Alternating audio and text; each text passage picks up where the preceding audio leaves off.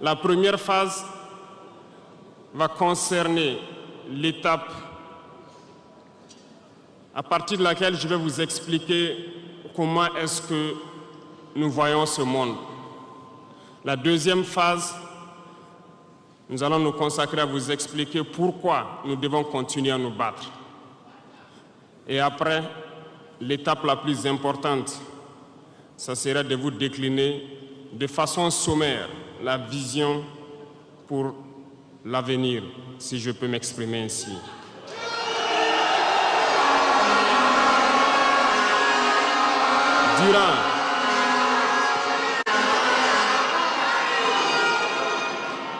Durant ces 20 et quelques mois passés donc à la tête de l'État, nous avons eu à rencontrer plusieurs hommes politiques venus de toutes parts. Nous avons rencontré des centaines de diplomates venus de toutes parts. Nous avons rencontré des hommes d'affaires venus d'un peu partout du monde. Nous avons été ouverts à tous ces échanges, à toutes ces discussions pour pouvoir apprendre du monde, pour pouvoir comprendre le monde. Et aujourd'hui, je pense que l'occasion est très belle pour que je puisse vous expliquer quelles conclusions nous avons tirées de tous ces rendez-vous que nous avons eus avec des hommes politiques venus de tous les continents, des diplomates venus de tous les continents. C'est très important.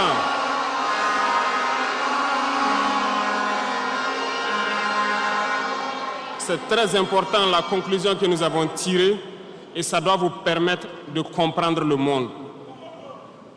Parce que souvent, dans nos contrées, nous n'avons pas cette perspective de pouvoir avoir accès à certaines personnes qui vont vous enseigner beaucoup de choses à travers leur comportement, à travers leurs propos et aussi en vous disant comment ils nous voient. Camarades, Dieu a créé le monde avec tout ce qu'il y a comme bonheur, comme malheur, comme bien, comme mal, les humains, les génies, les animaux et tout ce qui va avec. Mais nous, humains, avons décidé de faire du monde autre chose. Chez les impérialistes, ils ont une vision du monde que je m'en vais vous expliquer. Le monde se résume en un triangle pour eux. Vous verrez le triangle dans la plupart de leurs insignes. Peut-être que vous ne comprenez pas, mais le monde se résume en un triangle. Pour eux, au sommet du triangle, se trouve l'empire du bien. Et l'empire du bien, c'est eux. C'est la prospérité, c'est tout ce qui est positif. C'est eux qui ont droit à tout ce qui est bonheur sur ce monde. C'est eux qui ont droit à toutes les richesses. C'est à eux d'imposer leur manière de voir le monde. C'est à eux d'imposer leur vision, leur mode de vie. Voilà pourquoi pendant la colonisation ou leur conquête, je dirais, ils venaient vers nos terres et ils disaient qu'ils ont découvert nos terres parce que pour eux, nous sommes des sauvages. Nous n'avons rien de comme eux, en fait. Donc, ils nous appelaient des indigènes. Et c'est eux, le peuple. Ils s'arrogent tous les droits. Et pour eux, le monde doit marcher comme ce qu'ils veulent. C'est simple. Je prendrai quelques exemples. Regardez à travers leurs films. Ils ont préparé l'esprit de leur peuple pour les faire comprendre qu'ils sont les meilleurs.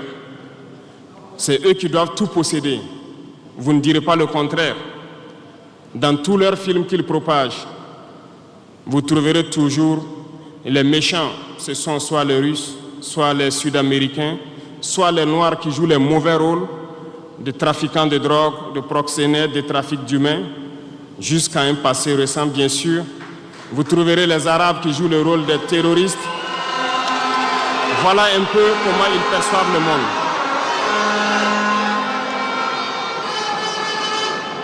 Quand je prends sur le volet économique, qui parmi nous n'a pas traité les produits chinois de produits Shintok, comme on aimait l'appeler, de mauvais produits? Mais aujourd'hui, j'ai pu vous dire qu'on a tout tort. Parce que la Chine est à un niveau de technologie assez avancé. Et c'est en Chine que la plupart de ces pays viennent s'approvisionner, mettent leur marque dessus et nous revendent comme étant leur propriété. Regardez autour de vous. Nos entrepreneurs qui sont dans le BTP ne diront pas le contraire. Tous leurs engins aujourd'hui sont chinois. Ceux qui font le transport ne diront pas le contraire. Ils nous ont menti parce que nous avons fait le tour du monde un peu dans ces 20 mois pour chercher des entreprises, pour chercher des usines. Et nous avons compris que tout revenait là-bas. Mais par leur communication, ils nous ont amenés à détester tous les produits chinois, à vouloir nous faire comprendre que ce qui est bon venait de chez eux, pas forcément d'ailleurs. C'est simple. Remonter le temps. Pour mieux comprendre ce que je dirais, il faut remonter un peu le temps.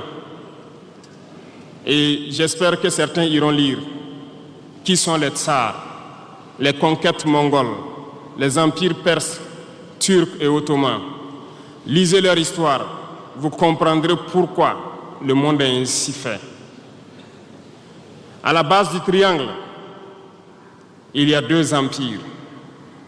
D'un côté, l'empire du mal, selon eux, et l'empire des esclaves de l'autre côté. Voilà comment ils voient le monde. Qui est-ce qu'ils appellent l'empire du mal? Ceux dont je viens de citer tout de suite l'origine, et je vous ai dit de remonter le temps, allez-y lire, vous comprendrez pourquoi ils sont l'empire du mal à leurs yeux. Ils combattent l'empire du mal. Pour eux, l'empire du mal doit disparaître. Pour eux, l'empire du mal incarne le diable. Ils communiquent et ils le font comprendre à leur peuple ainsi.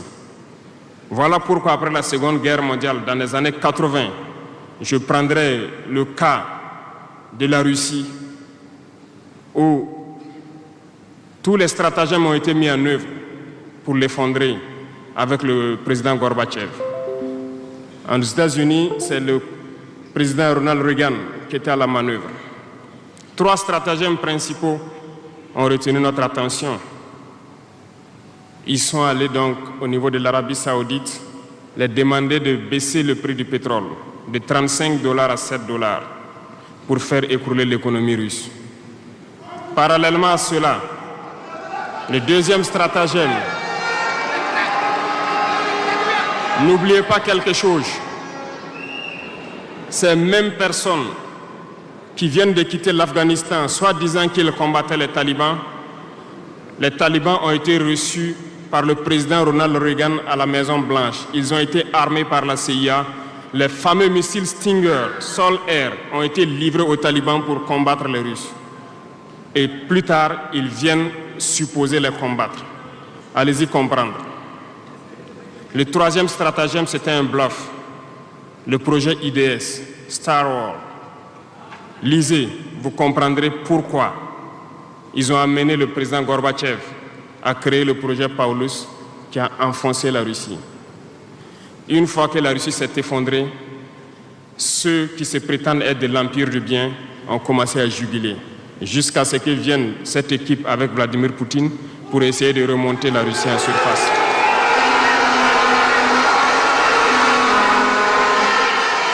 L'empire du mal. L'empire du mal, selon eux, a beaucoup souffert.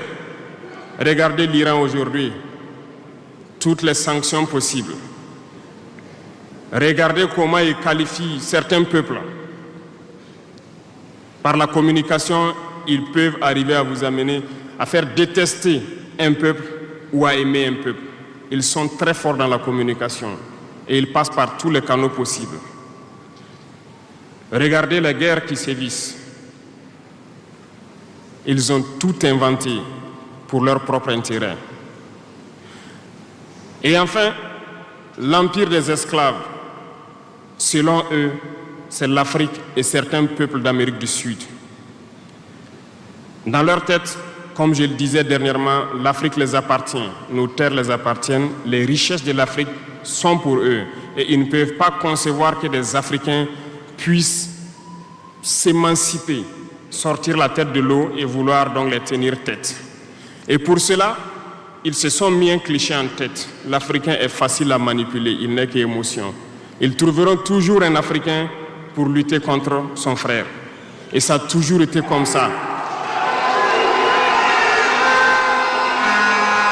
Par la communication, ils vous ont amené à détester votre propre couleur de peau.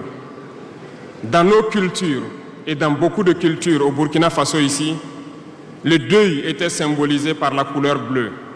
Lorsqu'une femme perd son mari, elle portait donc des tenues de couleur bleue pour faire son deuil pendant un temps donné. Ce sont eux qui sont venus vous dire que le noir symbolise le deuil, le diable, la médiocrité, tout ce qui est mauvais. Et malheureusement, nous avons tellement avalé ça que lorsque nous sommes en deuil, nous nous mettons également en noir. Il faut que nous nous réveillons. Il faut que nous nous réveillons parce que voilà le cliché qu'ils ont en tête. Eux, ils sont l'empire du bien, d'autres sont l'empire du mal et nous sommes l'empire des esclaves. Voilà comment les impérialistes voient le monde. Il faut que vous compreniez cela. Et là, je m'en vais faire un coup de gueule à l'endroit donc de certains intellectuels qui continuent de vouloir prêcher pour les impérialistes. Est-ce qu'ils ignorent cette partie de l'histoire? Je n'invente rien. Ça a été déclassifié. Vous trouverez tout ce que j'ai dit dans les bibliothèques ou partout sur les moteurs de recherche. Ces intellectuels n'ont-ils pas lu cela? Ne connaissent-ils pas l'histoire de ce monde? C'est peut-être par malhonnêteté ou quelques billets de dollars qui les amènent à toujours prêcher pour les impérialistes. Il faut que nos intellectuels arrivent à tout moment à prêcher pour conscientiser nos peuples, nos masses populaires, pour qu'ils comprennent d'où ils viennent et comment ils sont vus des impérialistes.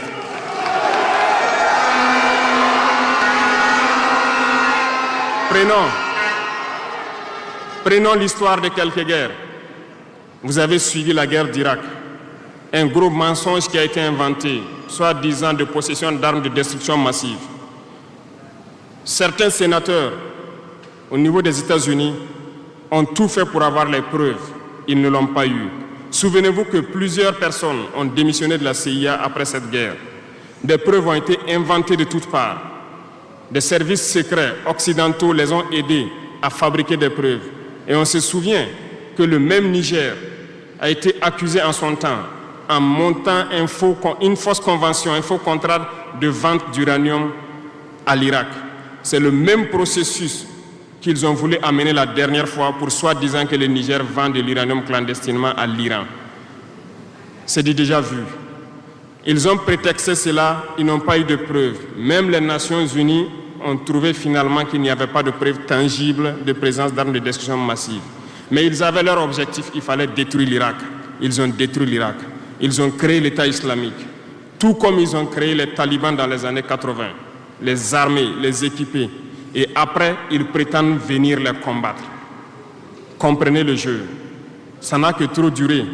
Il faut qu'on se réveille et qu'on comprenne tout ça et que nous prenions conscience de notre situation et nous battre pour notre avenir.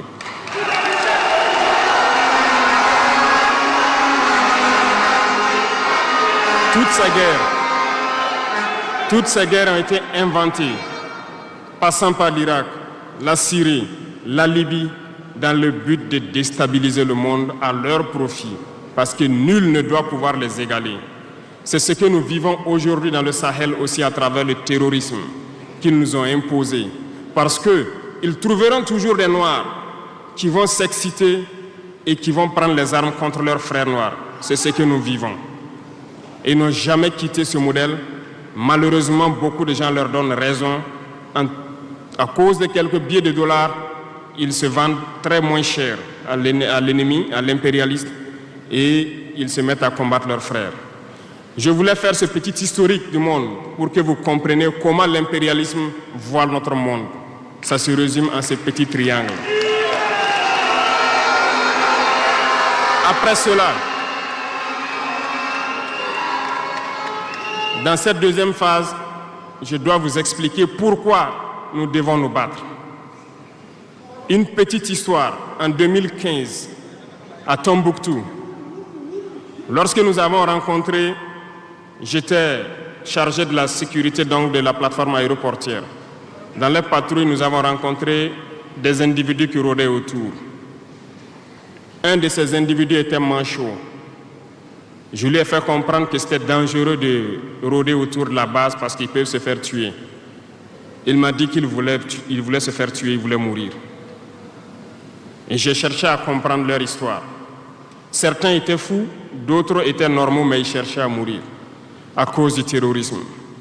Ils nous ont expliqué que lorsque les terroristes sont rentrés à Tombouctou, le manchot qui m'expliquait ça, un soir, les terroristes se sont pointés à son domicile.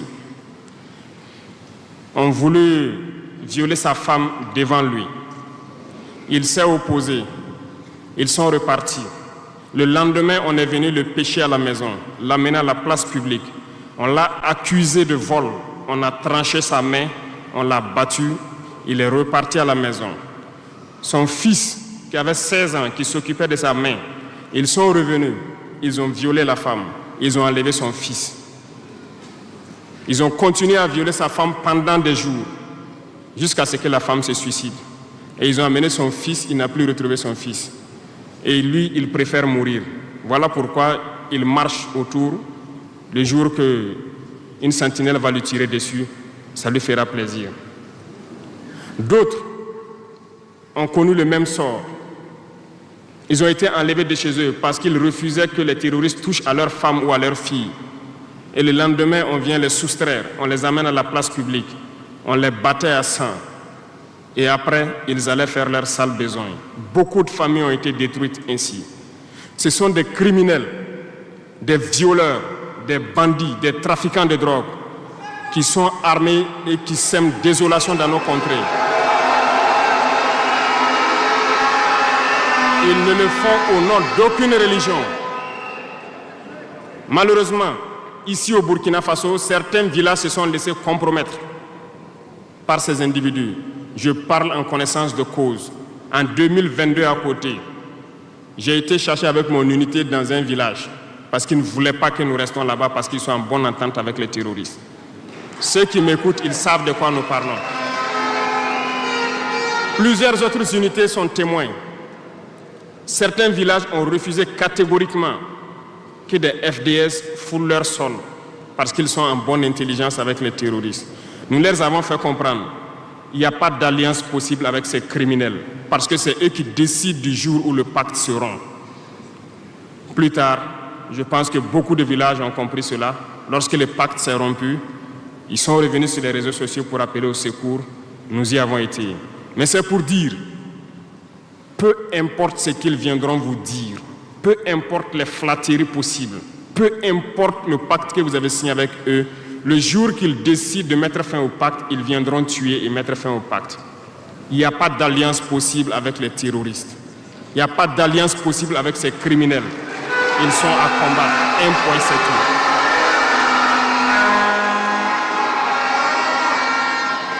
tout. Aujourd'hui, nous constatons un phénomène, malheureusement, dans nos villes ici.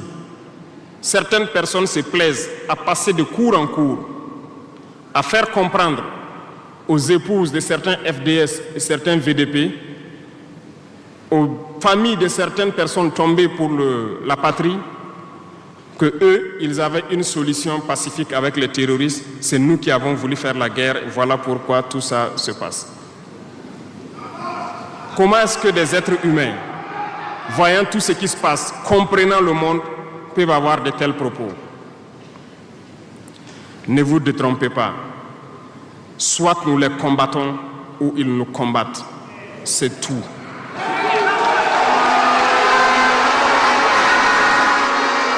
Les gens se cachent. Ces gens se cachent soi-disant derrière un semblant de dialogue ou de négociation. Encore, ils vont vous ramener à traîner dans la boue. C'est ça l'objectif de l'impérialisme, que le fléau dure, que ça dure dans le temps, que vos États ne soient pas structurés et qu'on continue de profiter de vos richesses. Plus ça dure, plus ça les arrange. Et malheureusement, ces individus qui passent de cour en cour font le jeu des impérialistes. S'ils m'entendent, qu'ils arrêtent maintenant.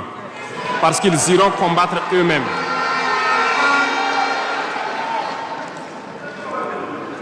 Nous n'avons pas le choix que de combattre. Et nous avons opté pour le combat. Et c'est par là que nous serons libres, que nous serons réellement indépendants. Pour ce faire, nous avons pris le soin de diagnostiquer le problème profond du Burkina Faso. J'avoue que le problème est réel et profond. Le mal est là. Nous l'avons diagnostiqué et nous découvrons de jour en jour le système. Plusieurs nœuds ont été défaits, mais des nœuds restent à défaire parce que tous les jours que Dieu fait, nous découvrons certaines pratiques. Je peux comprendre, plusieurs décennies durant, ce système s'est installé. C'est devenu comme un gène dans nos ADN. Mais il faut que nous arrivions donc à soustraire ce gène donc de nos ADN et pouvoir construire un Burkina nouveau. Voilà pourquoi dans la troisième phase de mon propos, je m'en vais donc donner des lignes directrices dans certains domaines clés.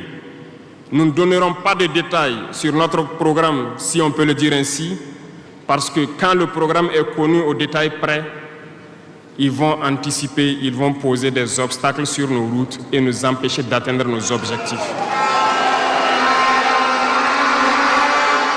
Mais nous pouvons donc nous résumer en quelques mots. Parlant donc du domaine de la défense et de la sécurité, comme vous le constatez, nous avons opté pour le combat. Et pour cela, nous avons doublé presque les effectifs dans nos forces armées.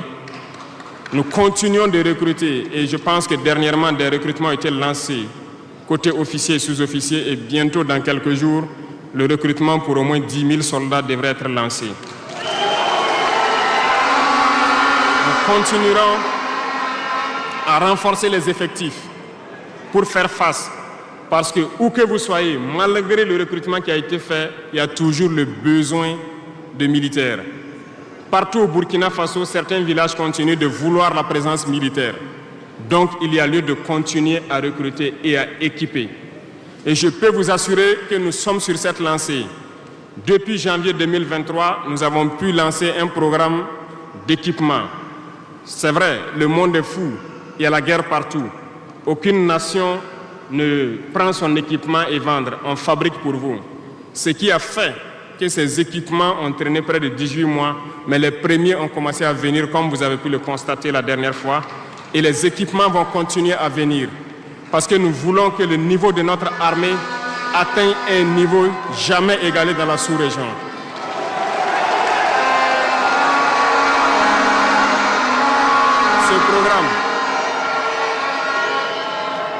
Ce programme d'équipement va se poursuivre. Et c'est vous, les acteurs de ce programme. Parce que depuis que nous nous battons, j'ai pu vous dire, ces soi-disant amis du Burkina qui étaient là depuis longtemps, qui sucent nos richesses, même une seule cartouche de Kalachnikov, nous n'avons reçu de personne pour faire notre combat. C'est vous qui payez. Et nous continuerons à faire corps avec notre peuple pour pouvoir mener cette lutte. Nous avons des partenaires qui ont accepté de nous vendre des équipements et qui ont même proposé de pouvoir nous livrer des équipements stratégiques et que nous puissions payer dans le temps. Nous leur en remercions pour ce geste.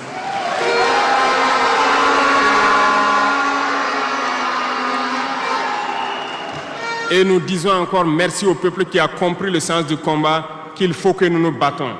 Si nous ne nous battons pas, ils viendront nous chercher chez nous, comme dans un poulailler ou dans une bergerie. Chaque matin, ils choisiront qui ils veulent pour aller exécuter sur la place du public, pour faire peur aux autres, aller trancher des mains ou des pieds sur la place publique pour faire peur aux autres. C'est comme ça leur tactique. Nous allons nous battre. Et nous nous donnerons les moyens pour y arriver.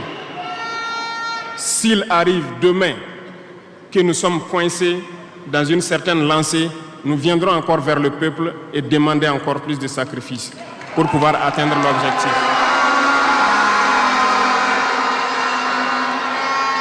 Parce que malgré vos cotisations, je vous le disais tantôt, certaines puissances ont refusé de nous vendre les équipements, ont bloqué les équipements que nous avons achetés dans certains pays parce qu'ils ont la licence de certains composants. Et ces puissances exploitent des minerais au Burkina Faso. Je le dis ici, haut et fort et solennellement. Ça va s'arrêter. Nous allons retirer des permis d'exploitation. Nous n'allons pas permettre cela.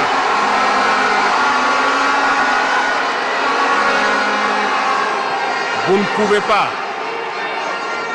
exploiter nos ressources et refuser de nous vendre des équipements, faire bloquer nos équipements. Nous n'allons pas accepter qu'ils s'attendent. Nous allons récupérer nos permis d'exploitation et nous allons l'exploiter nous-mêmes.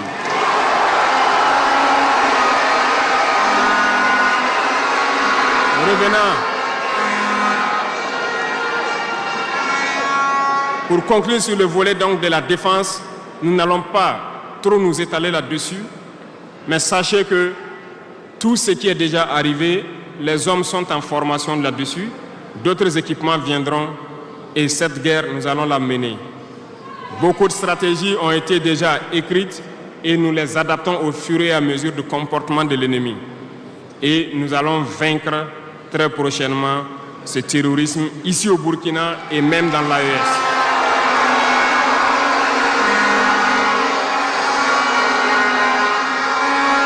Pour ce qui concerne le domaine donc de la fonction publique, pendant longtemps, nous avons passé le temps à mettre en garde un certain nombre d'acteurs.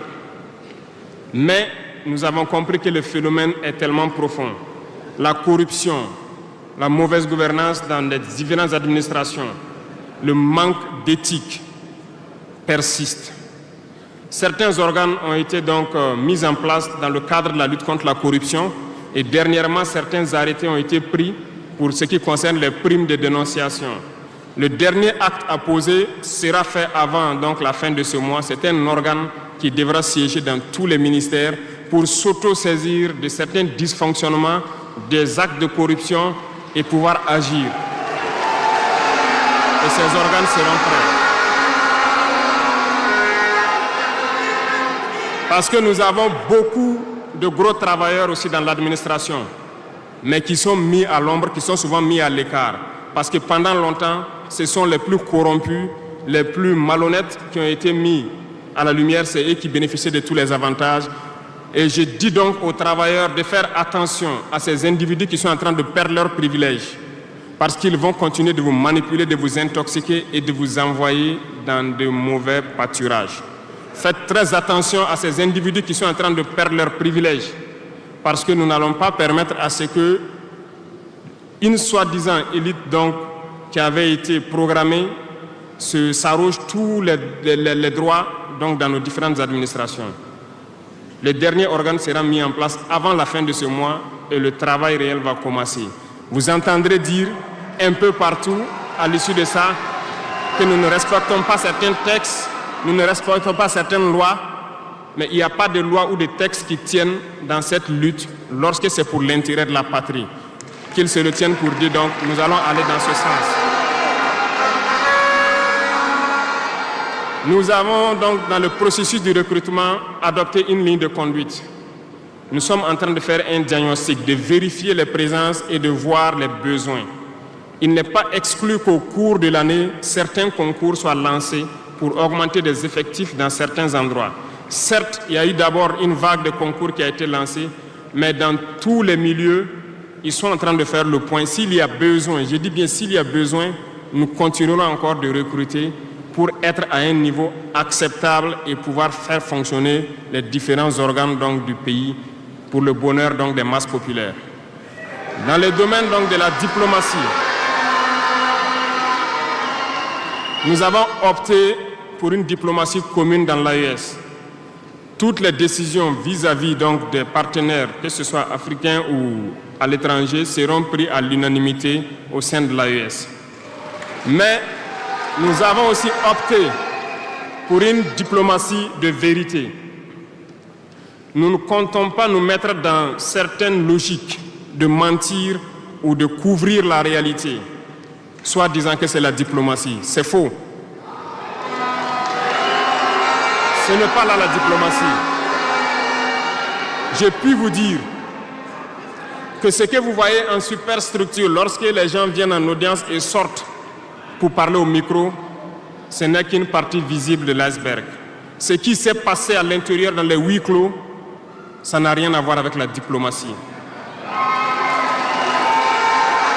Et nous sommes donc inscrits dans cette logique de dire clairement les choses au peuple. Certains vont nous critiquer, d'autres même iront à dire que non, un chef d'État ne doit pas parler comme ça, un chef d'État ne doit pas faire ça. Mais nous leur disons que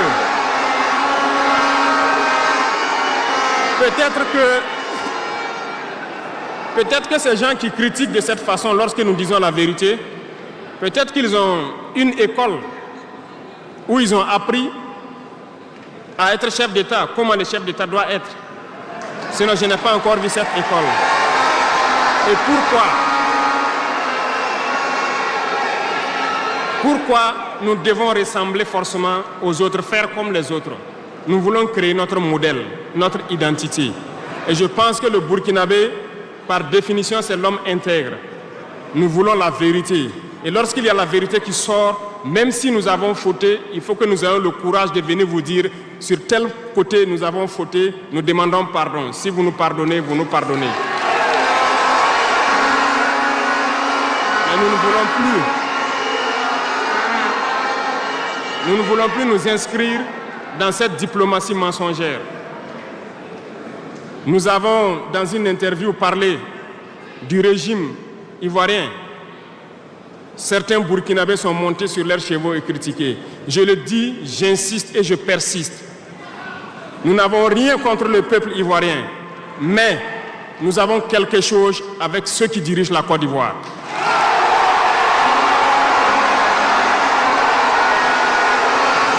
Nous le disons et nous le répétons encore.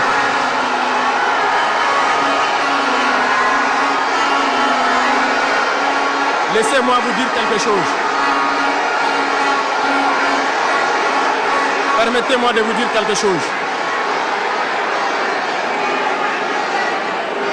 Il y a bel et bien à Abidjan un centre des opérations pour déstabiliser notre pays. Personne ne peut le nier et nous vous ferons les preuves dans les jours suivants. Nous vous montrerons des preuves physiques. Vous allez comprendre de quoi nous parlons. Personne ne viendra nous dire qu'au Bénin, il n'y a pas de base française dirigée contre nous. Nous avons les preuves sous la main. 2 bases importantes.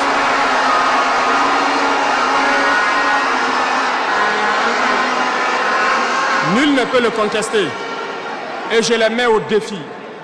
Et nous n'avons rien contre le peuple béninois. Là, nous avons un problème avec la politique des dirigeants béninois. Et nous le disons haut et fort encore. Dans cette diplomatie, nous avons décidé de dire la vérité.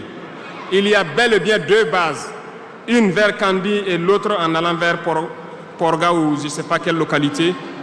Des pistes ont été réaménagées à plus de 3000 mètres de long. Des avions atterrissent, les gens équipent et forment les terroristes là-bas.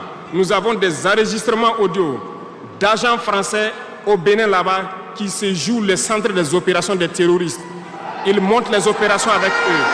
Ils les aident à se soigner. Ils font tout ce qu'il y a là-bas.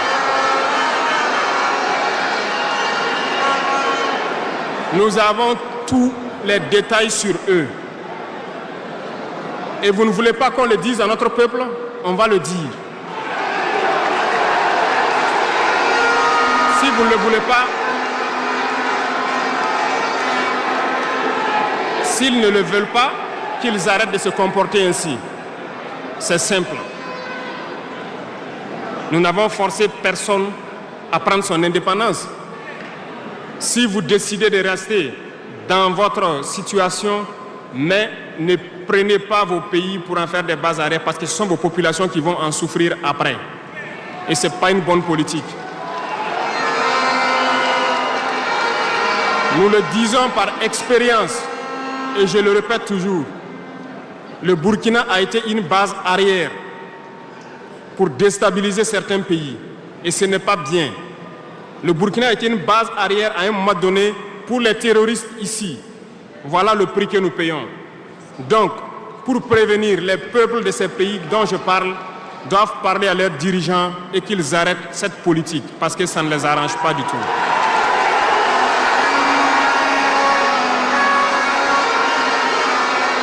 Pour venir, dans le volet communication et culture, nous avons lancé plusieurs initiatives. Au cours de l'année 2024, vous avez pu célébrer avec nous donc, le mois donc, de consommation locale. Nous avons eu les journées traditionnelles, le mois du patrimoine. Beaucoup d'activités ont été menées. Nous allons continuer à ramener donc, en surface, donc, notre culture. Parce que c'est de là que nous retrouvons notre identité. Nous allons continuer des actions dans ce sens à mettre en valeur notre culture, à mettre en valeur donc nos coutumes et à mettre en valeur le vivre burkinabé. Et nous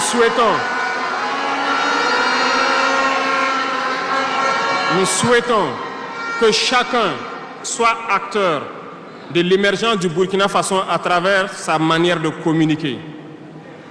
Parce que tout se trouve dans la communication aussi.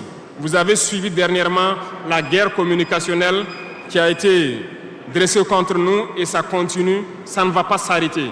Et je souhaite que tous ceux qui sont dans la communication puissent être professionnels. Lorsque nous voulons poser un acte communicationnel, qu'on se pose la question, est-ce que c'est pour la patrie ou contre la patrie, avant de poser l'acte. Peu importe. Vous pouvez ne pas nous aimer, moi, ma personne. Vous pouvez ne pas m'aimer, mais vous devez aimer votre pays. En me faisant du mal, il ne faudrait pas confondre le pays. Et donc, la politique dans le domaine de la communication va devoir aller dans ce sens-là. Et nous serons obligés donc de recadrer la communication sur tous les aspects. Et c'est cette ligne de conduite qui sera donc adoptée. Nous n'allons pas permettre à ce que des Burkinabés communiquent contre le Burkina Faso. Nous allons toujours nous inscrire dans l'éveil des consciences. Nous devons pouvoir sensibiliser les masses populaires pour que les gens comprennent pourquoi nous devons nous battre sur tous les volets. Revenant au domaine donc de l'agriculture, comme vous pouvez le constater, nous avons lancé des initiatives depuis 2023 et cette année, l'offensive a été lancée. Ça se passe plus ou moins bien. J'aimerais donc que les gens comprennent que nous avons décidé d'accorder une grande part de notre budget et de notre temps aussi au monde agricole. Parce que plus de 90% de notre population est paysanne. Mais pendant des décennies, ils n'ont jamais senti l'intéressement donc, à leur public. Et c'est pourquoi nous avons décidé d'entreprendre un certain nombre d'initiatives, d'actes que nous posons. Nous aimerions pouvoir labourer tous les champs de tous les paysans du Burkina Faso, les donner les semences qu'il faut et les permettre de pouvoir avoir les intrants nécessaires à coût subventionné pour pouvoir nous aider dans la lutte contre l'insécurité alimentaire. Parce que l'autosuffisance alimentaire est un droit. C'est dans ce même sens que nous avons créé dernièrement l'ONBA, l'Office national d'aménagement des barrages hydro-agricoles. Nous allons l'équiper parce que tous êtes témoins dans vos différentes régions que nous avons beaucoup retenu d'eau, beaucoup de barrages, mais qui sont ensablés, qui sont bouchés. Et nous avons la possibilité de faire d'autres barrages. Nous sommes en train de payer de l'équipement pour cet office pour qu'il puisse se déployer sur le territoire et avec la contribution des populations, pouvoir construire beaucoup de barrages et désensabler beaucoup de barrages.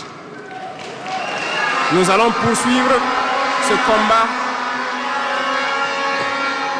Nous allons poursuivre ce combat jusqu'à l'atteinte de l'autosuffisance alimentaire et que nos populations puissent manger à leur faim. Dans le domaine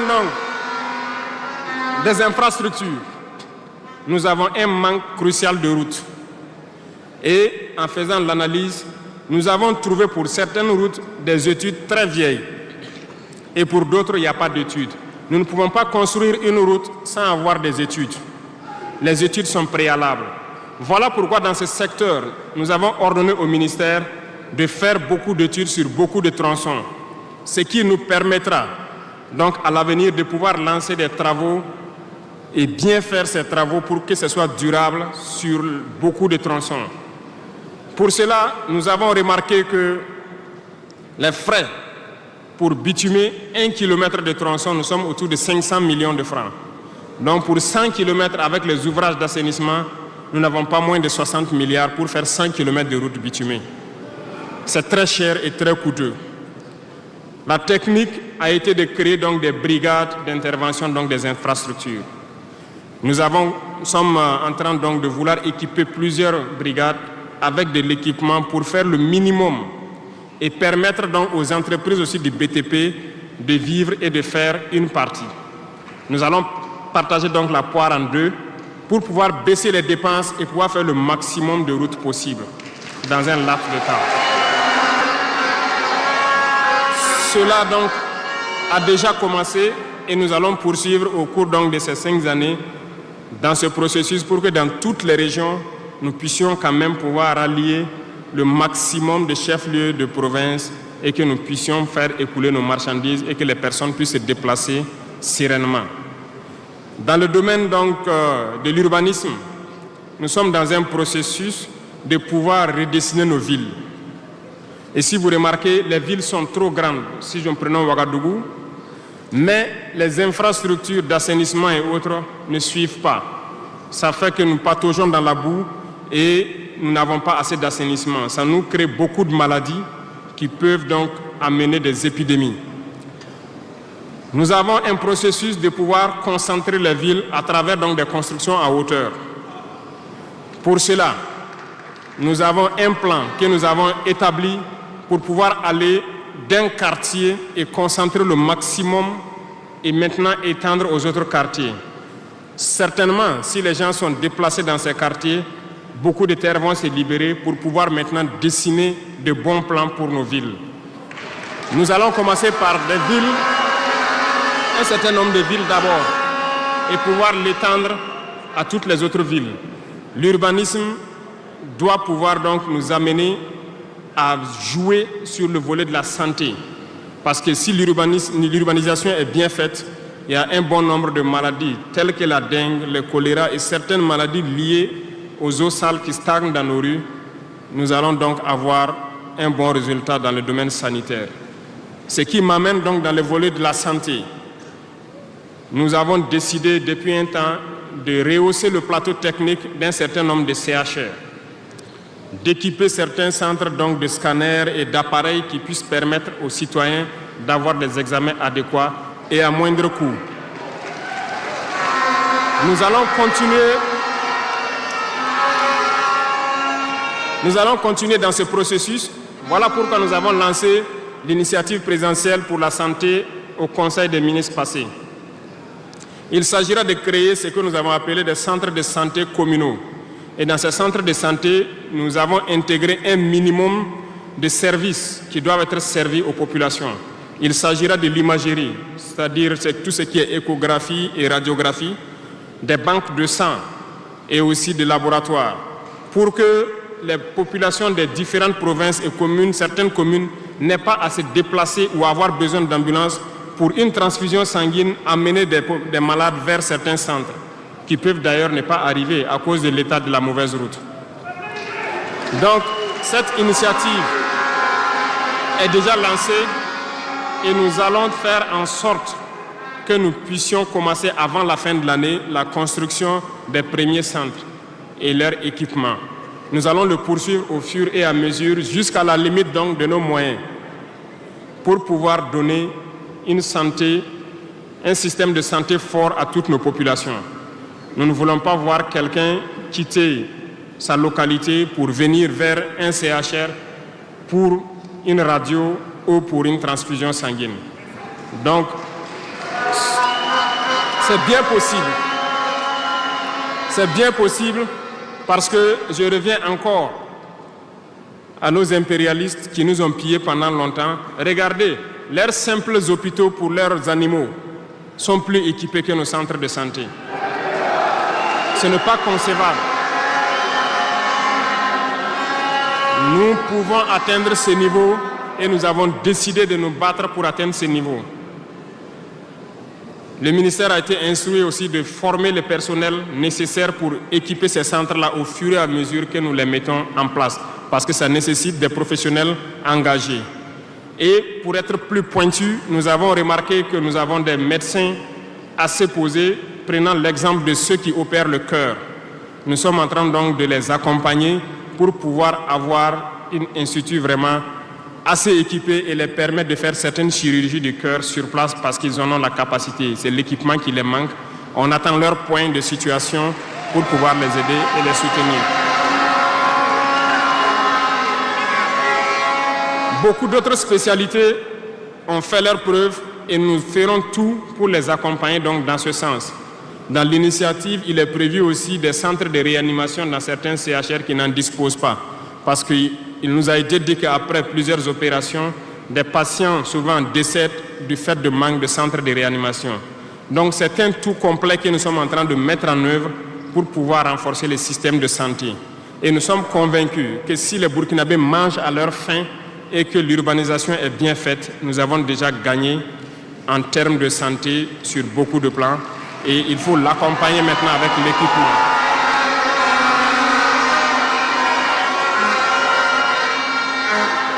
Dans le domaine de l'éducation, nous avons fait le diagnostic et comme vous le savez, nos camarades étudiants sont là, ils ne diront pas le contraire. Comment quitter ces chevauchements d'années, comment refaire le système? Eh bien, nous avons abouti à une conclusion. Nous avons lancé l'initiative aussi pour l'éducation de qualité. Ça va intégrer tous les volets, de la maternelle jusqu'à l'université. Les premiers bâtiments devront donc pousser aussi avant la fin de l'année. Nous avons opté pour des constructions en hauteur, pour rassembler le maximum d'élèves sur des superficies données, pour permettre un contrôle approfondi et judicieux de l'enseignement, parce que l'enseignement, c'est aussi de l'éducation. Et au finish, nous devrons avoir des complexes dans la plupart de nos communes, qui vont de la maternelle jusqu'au secondaire, et les centres universitaires doivent voir leur capacité augmenter aussi. Quand nous prenons aujourd'hui nos salles de classe à 3 classes qui sont construites un peu partout, la saison des pluies a commencé, les intempéries encore sont venues nous montrer que ce n'est pas la bonne option. Voilà pourquoi nous ne voulons plus faire ces centres isolés avec des petites maisons de 3 salles et nous allons passer à des constructions à hauteur pour avoir le maximum d'élèves dans un espace donné et l'encadrement conséquent pour une éducation de qualité. Beaucoup d'autres choses seront initiées dès le primaire. Nous allons revenir à certains fondamentaux de discipline et d'instaurer donc un certain nombre de valeurs à inculquer aux plus jeunes depuis le primaire pour qu'ils soient de bons citoyens de demain. Une partie. Il y aurait donc un début de formation militaire, si je peux le dire comme ça, civique et patriotique aux tout petits pour pouvoir continuer dans les lycées. Et le programme national donc au niveau du SND est en train de muter. Le texte était venu en conseil, nous l'avons renvoyé avec des amendements pour que les travailleurs qui sont en activité actuellement puissent aussi passer dans ce centre pour avoir une formation militaire. Et ça va s'organiser à tour de rôle sur des périodes bien précises. Tout est une question de discipline, parce que par excellence, la formation militaire doit pouvoir discipliner les gens. Donc nous allons inculquer un certain nombre de valeurs au niveau donc de notre éducation. Revenant donc au centre universitaire, avant aussi la fin de l'année, nous allons commencer la construction d'un certain nombre d'amphithéâtres. Et plus tard, lorsque les moyens le permettront, nous partirons sur le volet donc de la restauration et aussi des cités au niveau donc des différents centres universitaires. Mais nous commencerons par les amphithéâtres pour les permettre d'avoir donc où travailler pour que le décalage qu'il y a en termes donc d'années qui se superposent puisse se réduire considérablement. Nous avons fait une régulation budgétaire qui doit donc passer à l'Assemblée ce mois-là pour pouvoir donc initier toutes ces opérations. Qu'est-ce que cela veut dire? Nous avons diminué les dépenses de fonctionnement de l'administration pour pouvoir injecter ailleurs, notamment dans l'éducation et dans la santé. Ce programme donc, est prêt, il a été lancé et dans les jours à venir, vous serez témoins de l'évolution donc, de tout ce que nous sommes en train de vous dire. Et nous poursuivrons ce schéma tout au long donc, de ces 60 mois qui nous a été consacré. Revenant donc au domaine donc, des mines, je le disais tantôt, nous avons adopté une nouvelle politique. Le Burkina regorge de beaucoup de sortes de minéraux, mais il y a quand même un minéral pour lequel il n'y a plus de secret pour les Burkinabés. Et je m'en vais là saluer donc nos vaillants orpailleurs, très courageux, qui arrivent à rentrer dans les profondeurs de nos terres pour sortir ce minéral-là. Nous nous sommes dit, pourquoi continuer à laisser des multinationales étrangères venir puiser notre or pendant que nous savons l'exploiter nous-mêmes? Voilà pourquoi nous avons ordonné au ministère de réorganiser les orpailleurs et le gouvernement va prendre en compte l'exploitation de l'or. Plusieurs permis, comme je le disais, seront retirés de certaines personnes et nous allons l'exploiter nous-mêmes. Nous allons nous équiper en machines pour le faire, mais même si nous n'arrivons pas à nous équiper de manière conséquente, nos orpailleurs ont fait leur preuve de courage et d'abnégation. Nous allons creuser nous-mêmes notre or et ça sera pour nous au Burkina ici.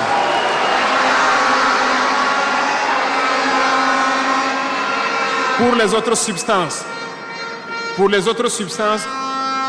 là où nous ne pouvons pas, et bien sûr, nos partenaires sincères qui acceptent de nous accompagner dans cette lutte, c'est à eux seuls que nous pourrons concéder certains permis. Parce qu'ils ont accepté de nous accompagner dans la lutte pour notre souveraineté, dans la lutte contre le terrorisme. Et nous avons édicté un nouveau code donc, minier qui est actuellement à l'Assemblée et j'espère qu'il sera voté donc, dans la semaine prochaine pour imposer un nouveau modèle aux différentes entreprises qui vont venir pour exploiter l'or ici, pour que le maximum de profit soit pour l'État. Et dans le volet donc, de l'énergie, comme vous l'avez constaté, nous avons de sérieux problèmes d'énergie. L'accroissement de la population n'a pas été suivi par une politique énergétique. Aujourd'hui, lorsque les pics de chaleur arrivent, il y a des délestages en permanence, beaucoup d'activités souffrent. Nous sommes en discussion avec des partenaires qui sont actuellement même au Burkina pour pouvoir construire dans l'urgence donc des centrales thermiques de très grande capacité. Et nous voulons donc voir avec eux comment on peut réduire les délais de construction. Les discussions portent actuellement sur la réduction des délais de construction et le modèle financier que nous allons mettre en place. Nous espérons aboutir à ça en attendant que notre processus, qui peut paraître long, des centrales nucléaires, puisse donc voir le jour.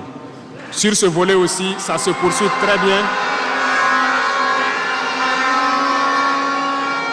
Sur ce volet, nous pouvons vous assurer que ça se poursuit très bien et nous sommes en train de vouloir mettre en place, sur place ici, une unité, si je peux dire, pour former des Burkinabés qui doivent prendre le relais, qui doivent suivre tout ce qui est processus de construction et prendre le relais, le transfert de compétences. Donc, ça va prendre vraiment un processus assez scientifique pour que nous puissions, à l'avenir, lorsque la centrale sera là, que dans un futur pas loin, ça soit la propriété exclusive des Burkinabés, que les ingénieurs burkinabés se l'approprient et pouvoir le mettre en œuvre, pouvoir l'entretenir.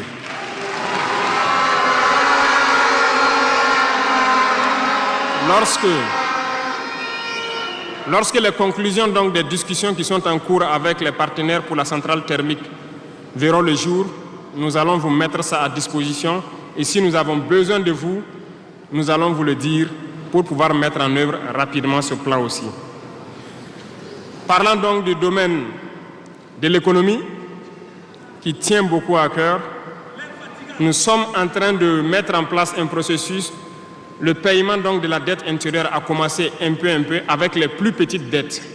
Les factures de moins de 100 millions ont été payées et nous poursuivons au fur et à mesure, parce que ça doit permettre de soulager le secteur privé et de pouvoir donc relancer l'économie. Actuellement, nous allons nous tourner rapidement vers les sociétés d'État. Leur assemblée générale vient de finir, comme vous l'avez constaté. Elles fonctionnent très bien et elles ont fait de très bons résultats.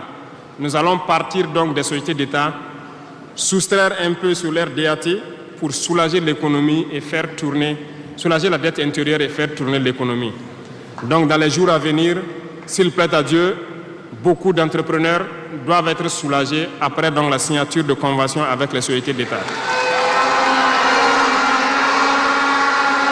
Mais nous sommes en train, donc dans le secteur minier, comme je vous l'ai dit, de prendre une certaine indépendance. Ça doit nous permettre donc de pouvoir avoir un bon nombre de ressources en matière de finances, mais aussi et surtout le volet de l'industrialisation qui doit venir combler ce volet économie-là. Parce que nous dépensons beaucoup à l'extérieur, nous sommes en train de mettre en place tous les processus pour que nos devises ne sortent pas. En attendant, au niveau de l'AES, comme vous l'avez constaté, nous avons décidé de mettre en place une banque d'investissement et aussi un fonds souverain. Ce processus, donc, les techniciens sont là-dessus. La réflexion est en cours et nous espérons, dans un futur proche, qu'ils nous présenteront quelque chose de conséquent. L'autre volet stratégique que je ne vais pas parler et dont vous savez, nous avançons sereinement et au moment venu, ça va vous surprendre et rester à l'écoute. C'est tout ce que je peux dire.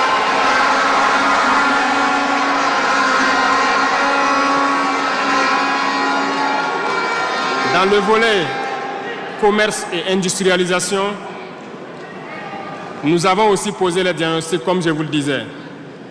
Actuellement, comme vous le constatez, nous avons énuméré un bon nombre de produits que nous importons de l'extérieur. Alors, nous sommes en train d'entamer un processus d'industrialisation. Il faut que nous arrivions à mettre le maximum d'industrie sur place pour transformer nos matières premières et pour pouvoir fabriquer ce que nous consommons.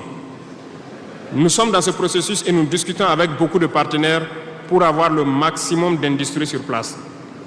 Cela va faire en sorte que nos devises ne sortent pas et que l'économie tourne bien et que aussi nous puissions avoir de l'emploi pour les jeunes.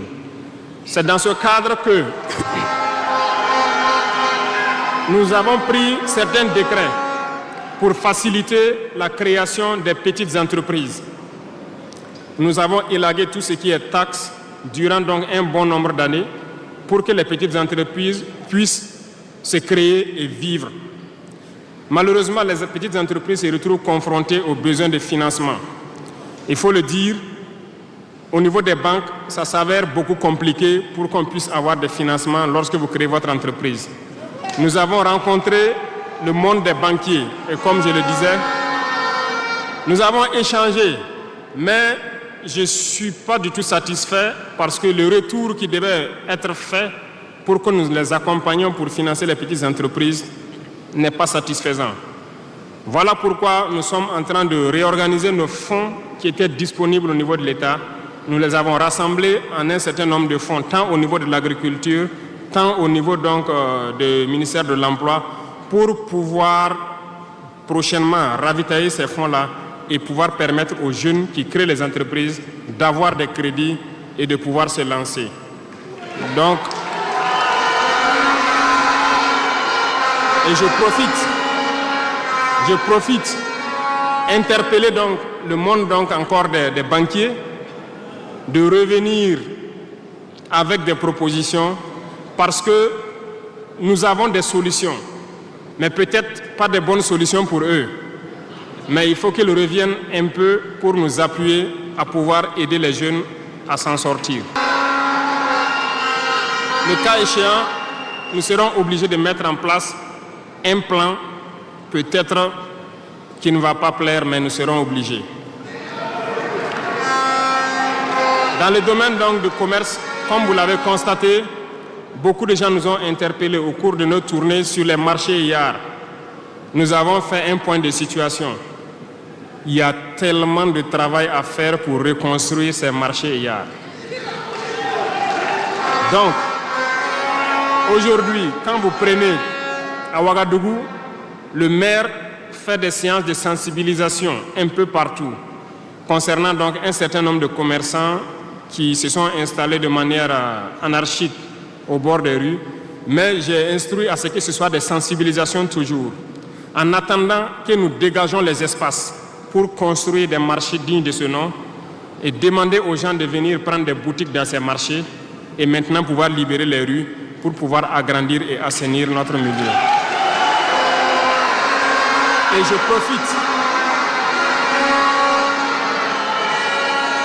je profite donc, vous demander, vous aussi, population des villes, de nous aider dans cette phase de sensibilisation en vous sensibilisant vous-même pour ne pas aller construire autour des poteaux de la Sonabel qui sont un danger pour vous-même, de ne pas aller construire sur les caniveaux d'évacuation d'eau. Et je compte sur vous pour qu'on puisse donc atteindre cet objectif-là.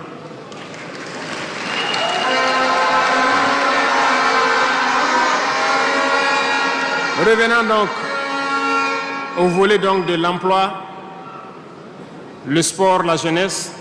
Nous sommes en train de faire une réforme. Il y aura un remaniement ministériel dans quelques jours où l'architecture des ministères va changer un peu. Nous allons consacrer un ministère entier à la formation secondaire et professionnelle pour que nous n'ayons plus à avoir donc au niveau de l'université ce blocage qui est là actuellement. Nous devons pouvoir professionnaliser beaucoup de jeunes depuis le lycée. Donc, soit depuis la 4e ou au niveau donc de la seconde, que les gens puissent décider d'aller dans des filières professionnelles et pouvoir s'auto-employer. Donc, un ministère sera consacré uniquement à ça. Parce que le système éducatif, comme je l'ai dit, après diagnostic, vous êtes d'accord avec moi que nous formons très peu d'ingénieurs. Pourtant, une nation qui se développe, l'indice aussi de développement, c'est en termes d'ingénieurs formés. Remontez dans l'histoire et voyez toutes ces grandes nations. Le nombre d'ingénieurs formés par an dans des spécialités pointues compte beaucoup dans le développement. Au Burkina, nous n'en avons pas assez. Voilà pourquoi l'école polytechnique de Ouagadougou, nous voulons la faire évoluer en université polytechnique en y mettant un certain nombre de filières technologiques et en recrutant le maximum d'étudiants qui puissent être formés là-bas et avoir des ingénieurs. C'est bien que nous ayons les filières comme lettres modernes, philosophie, droit, voilà, psychologie, histoire. Beaucoup d'étudiants se retrouvent là-bas contre leur gré. Ce n'est pas forcément ce qu'ils ont choisi, mais ce sont les filières disponibles qui forcément ne donnent pas des opportunités d'emploi.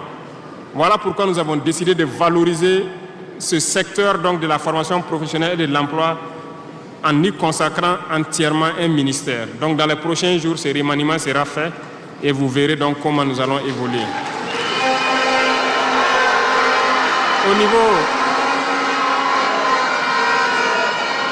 Au niveau du sport, la jeunesse et le sport, nous avons jugé nécessaire qu'il faut reprendre la main. Il faut reprendre la main pour recadrer. Parce que, première chose, le sport permet d'éviter un certain nombre de vices. La drogue, l'alcool, certains vices de la société peuvent être combattus à travers le sport.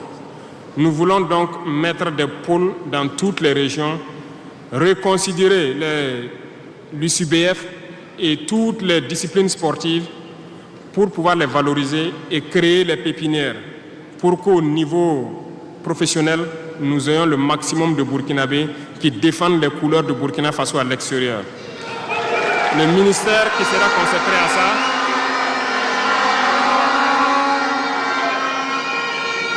donc, il y a beaucoup déjà de textes qui ont été écrits et nous allons mettre en œuvre cela dès les prochains jours après le remaniement pour créer nous-mêmes ces espaces-là. Cela va demander à ce que nous puissions pouvoir unir un certain nombre de forces pour y arriver. Et je compte sur vous, au niveau de chaque région, de chaque province, de pouvoir avoir donc cette discipline sportive-là et de s'encourager à faire le sport, à pouvoir permettre d'identifier les talents et de les faire émerger. Donc, certains volets de la gouvernance telle que la transition digitale, nous n'allons pas nous évertuer là-dessus parce que c'est un processus un peu nouveau. Nous sommes dans la dématérialisation pour pouvoir lutter contre la corruption et aussi faciliter beaucoup de choses aux usagers. Le processus a déjà été lancé et vous voyez tous les jours les applications qui sont créées qui nous permettent donc de pouvoir faire faciliter un bon nombre d'activités au niveau des usagers. Même au niveau de la justice, vous avez pu voir que les casiers judiciaires et les certificats de nationalité aujourd'hui peuvent s'obtenir facilement en ligne. Donc nous allons continuer dans ce processus également.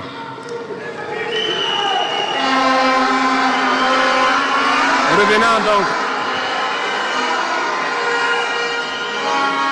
au domaine donc de l'humanitaire, nous avons donné donc instruction au ministère. C'est le ministère de la Femme, du Genre, de la Cohésion sociale et de l'Action humanitaire. C'est eux qui traitent toutes ces questions. Mais nous avons décidé dans une première phase de nous concentrer sur l'action humanitaire, notamment soutenir les populations qui retournent dans leur village. Aujourd'hui, imaginez des populations qui retournent dans leur village en début de saison ou pendant la saison pluvieuse. C'est très difficile pour eux de pouvoir se nourrir ce temps-là.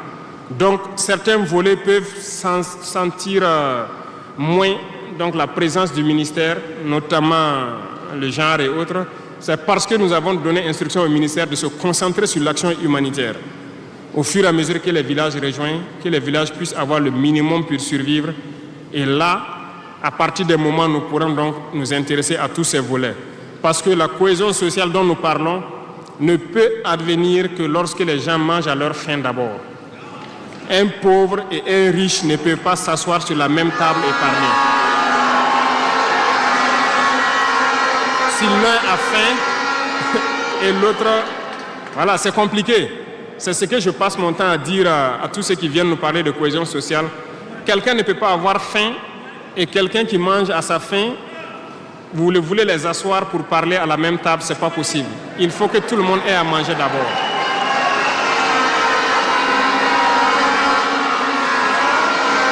Voilà pourquoi c'est dans la lutte qu'il y a la cohésion. Acceptons de lutter. C'est dans la lutte, c'est dans la guerre qu'est née l'AES. C'est dans la lutte que nous avons pu nous unir dans le Sahel. Et c'est dans la lutte que les Burkinabés sont en train de s'unir. Allez-y voir tous ces villages qui se retournent. Je vous invite à faire le tour. Beaucoup sont venus de différentes provinces. Ils peuvent être dans leur village avec des désaccords. Ils ont été cherchés. Mais quand ils reviennent, ils sont plus soudés que jamais. La cohésion sociale se trouve dans la lutte également. Et pour finir, j'ai laissé le domaine de la justice en dernier pour terminer donc notre vision dans ce domaine.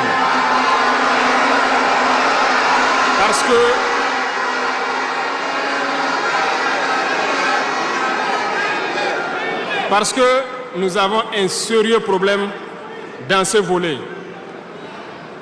Nous avons entamé des réformes, nous avons vu des comportements de certains syndicats du monde de la justice. Très bien, certains ont tenté de boycotter tout ce qu'ils peuvent, mais comme le disait Diop, avec ou sans eux, nous allons avancer.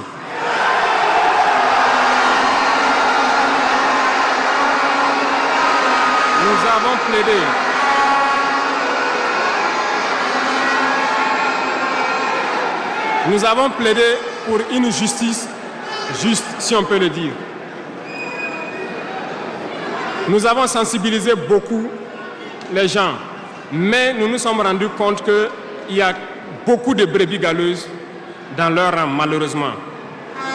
Nous ne pouvons pas comprendre que, malgré tout ce que nous disons, il y a une justice pour le pauvre et une justice pour les riches. Ça ne peut pas continuer. Lorsqu'on le dit, ils disent que nous ne devons pas parler de ça. Nous allons parler de ça et bien même. Parce que, remarquez jusqu'au jour d'aujourd'hui, Lorsqu'un citoyen lambda, qui ignore la loi d'ailleurs, même si on dit nul n'est censé ignorer la loi, un citoyen lambda a un problème en justice, on peut l'attraper, le mettre en prison sans jugement pendant longtemps d'abord. Mais lorsque un autre citoyen a un problème en justice, pour peu qu'il puisse mobiliser 1, 2, 3 avocats, son dossier est rapidement pris en compte, jugé rapidement, pendant que le pauvre, lui, il croupit d'abord en prison. On ne peut pas accepter ça.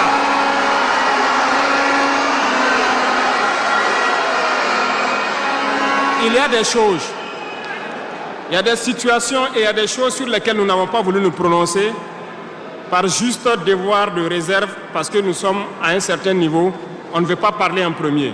Mais nous allons rompre ce tabou-là. Ça ne peut pas continuer comme ça. Il faut que les gens changent de manière d'être. Beaucoup de gens sont toujours en prison sans jugement. Nous allons lancer une campagne bientôt pour juger ces gens-là qui sont en prison pendant des mois sans être jugés.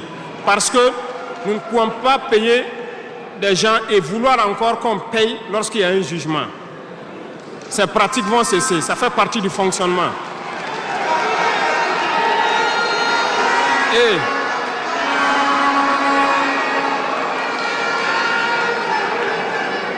malheureusement, je le dis haut et fort, et j'invite donc les magistrats qui sont sincères là, voilà, à donner le temps aussi et à quitter dans une certaine logique. Parce qu'il y a beaucoup de brebis galeuses dans leur rang. Il y a des magistrats corrompus qui se cachent derrière des syndicats pour poser un certain nombre d'actes.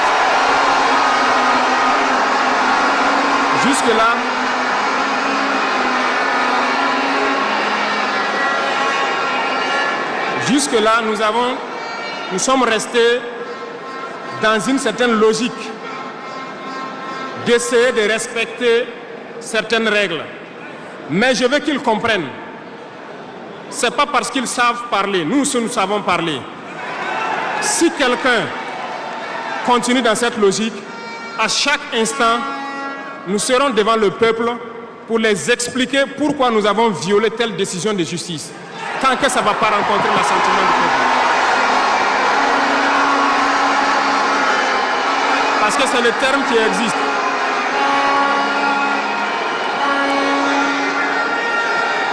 La patrie d'abord, la patrie avant tout. Si une mauvaise décision est prise, soi-disant pour protéger certains individus qui nuisent à la patrie, nous allons nous opposer. Et nous n'allons pas permettre que la décision soit exécutée. Et nous allons expliquer pourquoi nous nous opposons. Le Conseil supérieur de la magistrature a été modifié dans son architecture. Ils seront installés, si ça n'a pas déjà été fait, et ils vont commencer le travail. Tous ceux qui avaient les dossiers, des magistrats qui avaient été pris la main dans le sac, qui ont des dossiers, on va remettre tout à jour, ils seront jugés aussi, comme les autres.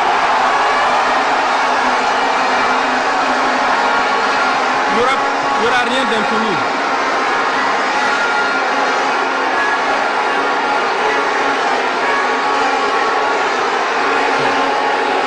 Ils sont au courant.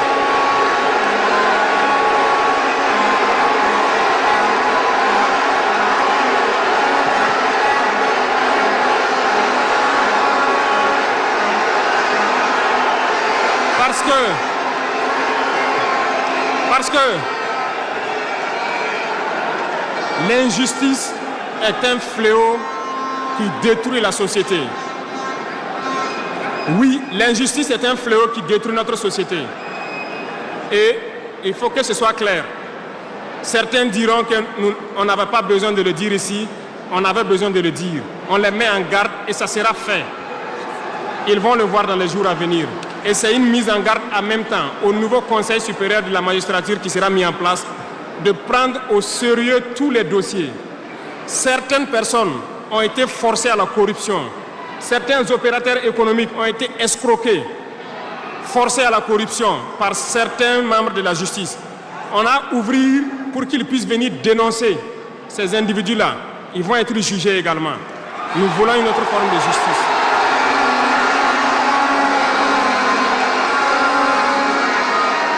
Nous ne le faisons pas pour nous-mêmes.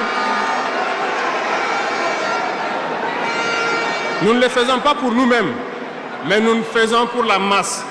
Parce que les deux catégories de citoyens, cette minorité qui se retrouve être la minorité dirigeante et la majorité qui est la masse populaire paysanne qui est croupie dans les villages, nous n'allons pas permettre à ce qu'il y ait cette distanciation en matière de justice. Donc, j'ai laissé la partie de la justice en dernière partie pour les dire que la bataille sera lancée. Et nous comptons sur les magistrats honnêtes pour faire le travail honnêtement et expédier de leur rang les corrompus, les vendus et les escrocs. Nous n'allons pas continuer à les embourgeoiser, à les enrichir. On va nettoyer. Et s'il faut que...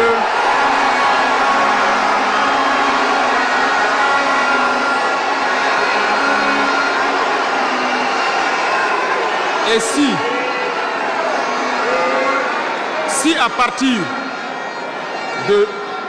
si à partir de ces propos que je tiens aujourd'hui, certains décident de faire des mouvements d'humeur ou de ne pas travailler, ils sont libres. Nous prendrons les mesures qui sied. Mais le pays va avancer.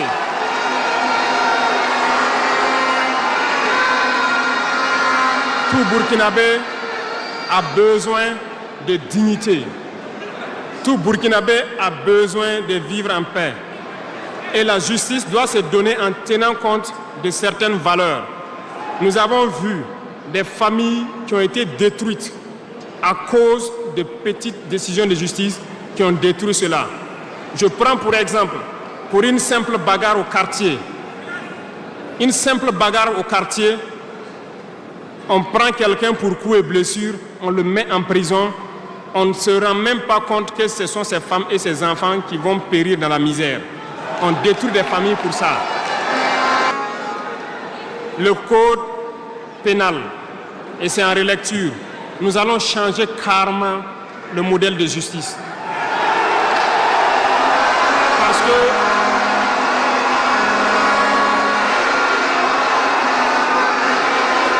nous l'avons dit et nous le prêchons. Il y a plein de fautes. Il y a plein de fautes qui peuvent trouver un solutionnement sans être forcément la prison. Et je peux vous promettre que dans ces 5 ans, nous allons faire en sorte pour diminuer de manière drastique le nombre de prisons et augmenter le nombre de travailleurs dans nos plaines, parce que nous allons récupérer nos plaines.